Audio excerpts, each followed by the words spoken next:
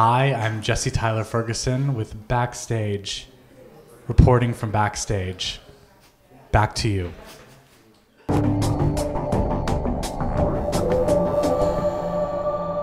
So what's your favorite role that you've ever played on stage, film, or television? Well, that's really hard. That's like choosing between children. It's like Sophie's Choice. I love playing Mitchell on Modern Family.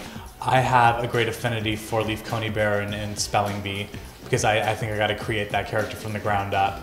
And so I definitely have a strong emotional attachment to that character. Gosh,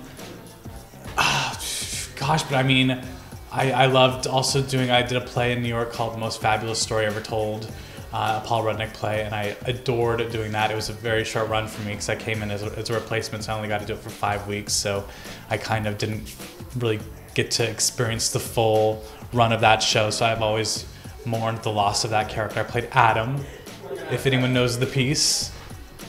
Got naked and showed my ding-dong in that one. It's true. That's why I miss it most. I love being nude on stage, yeah. You have it on record. Good.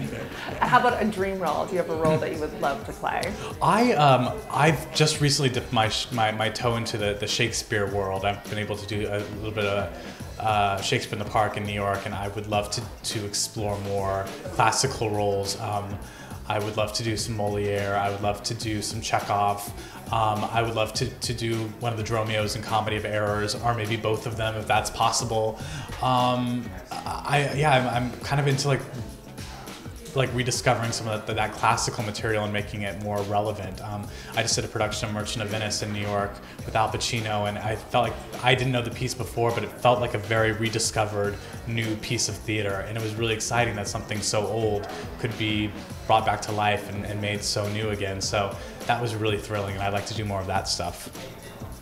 What is the best acting lesson that you ever learned?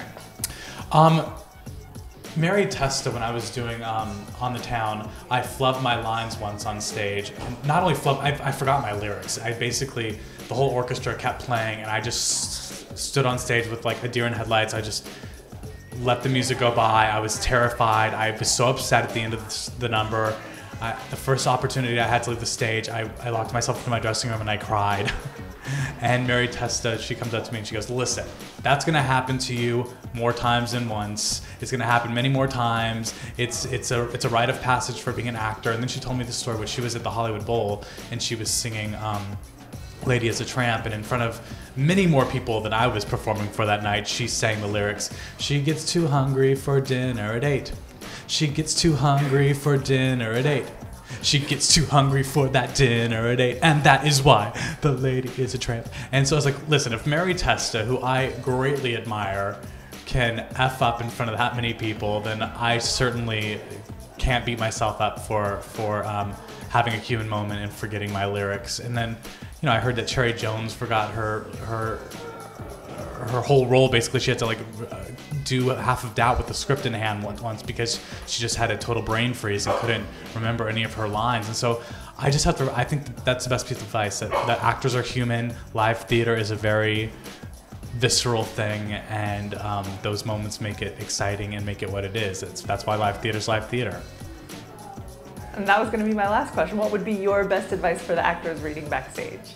Well, my best advice that I've always held on to, that I always offer to other people, is never try to be more than who you are. I spent my first 3 years in New York trying to be the guy who could sing the score of Les Miserables, and I'm not capable of that. And I found that I'm very funny and I can turn a lyric in a certain way, and so I became more of an actor who interprets songs, and I let that be sort of where I grew. And I realized my capabilities, and also I realized my limitations, and I was fine with that. I didn't try to be anything more than I was. And even to this day, I'm horrible with accents. And every once in a while, you look at me and you think, oh, this kid should be in a Martin McDonagh play or something.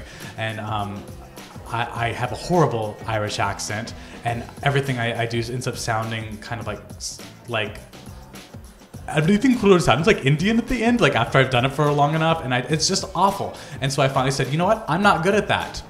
and I could work really hard and like maybe make it through an audition, but it's not in my comfort zone, and I have to be okay with that. And that's like one of my limitations, that I'm just like, that's okay. So I feel like being comfortable with your limitations is a really important thing.